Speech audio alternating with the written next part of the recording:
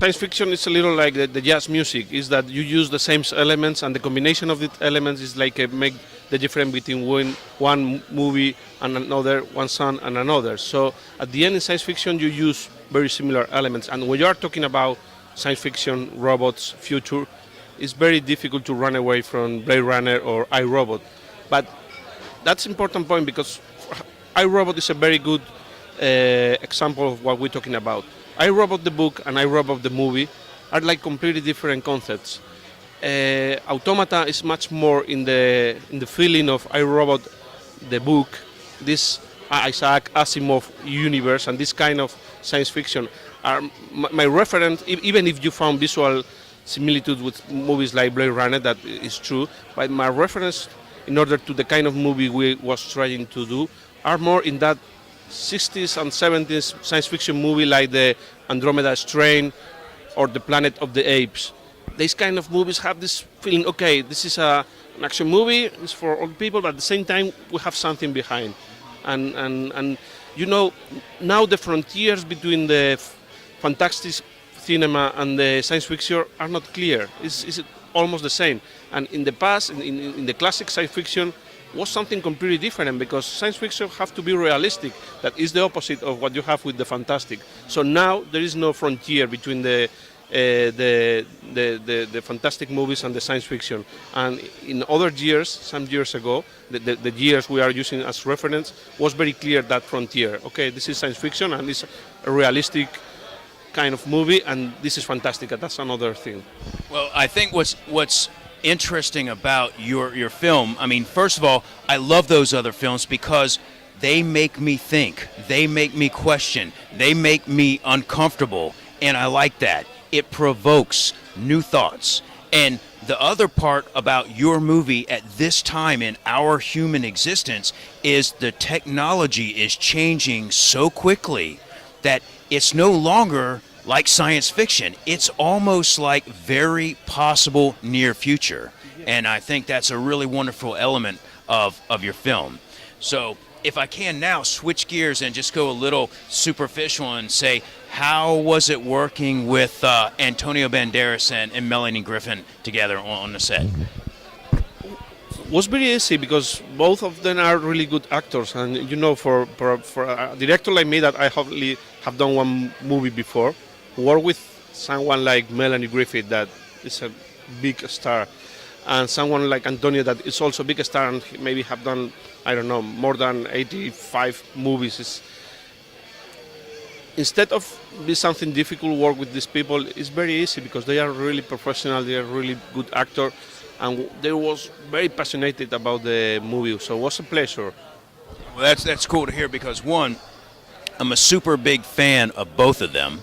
And also, I work on TV with my wife, and I know that sometimes that's the best thing in the world, and I know sometimes it's quite a challenge. So I was curious about that from that perspective. I think both things happen at the same time, and it's something that always happens. Work with your wife is not maybe the easier thing, so I understand you, and of course, things happen all the time, but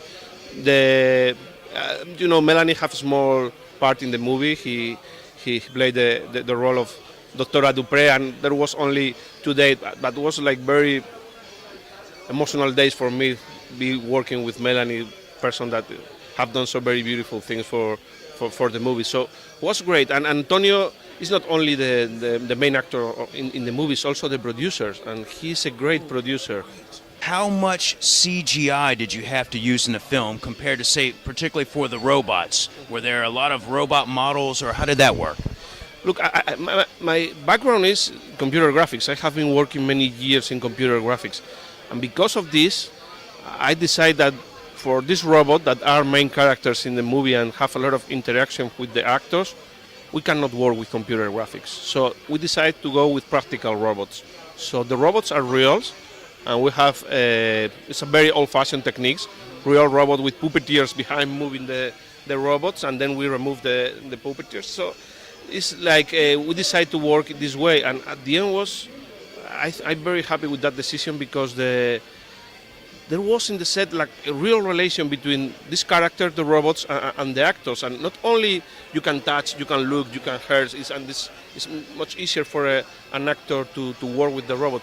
But also, at the end of the shooting, you have this sensation of the robots are part of the team, and you see every day arrive in the morning, every day leave in the afternoon, and there is a strange relation. I'm not going to say that it's like the same of a human, but there was a real relation between Antonio and the robot. And if you remember the sequence when you see Antonio dancing with Cleo, with the robot, that happened in the last day of the shooting. And in that point of the shooting, there was a relation between Antonio and this robot. And it's something you can feel when they are playing, because it's something completely different to work with computer graphic. That in this occasion it will be, if we work with computer graphic, we are not going to have the robot, and the robot are going to arrive 4 months later, and that's not right for the kind of movie we are doing. That have to be very realistic, and realistic means many levels, and the performance and the relation between humans and robots is one of the concepts in this movie. So definitely we need something like real robots, and I'm very happy with the personality of these robots. Maybe not so sophisticated and a CG robot, but definitely more real. Well, I gotta say, I mean, first of all, it's amazing that you came from a CGI background and you chose to go old school. Mm-hmm. And the fact that not only is that scene very emotional, but just you describing it has a whole nother layer of emotion, and it makes it so I can understand, you know, we bond with things that we can see and touch, even if they're not alive. And that just gives a whole nother layer of depth to the movie and the actors, and so I think that's really, really brilliant and wonderful. So thank you very much. I love you appreciate that, because it's true that was difficult. It's a difficult decision.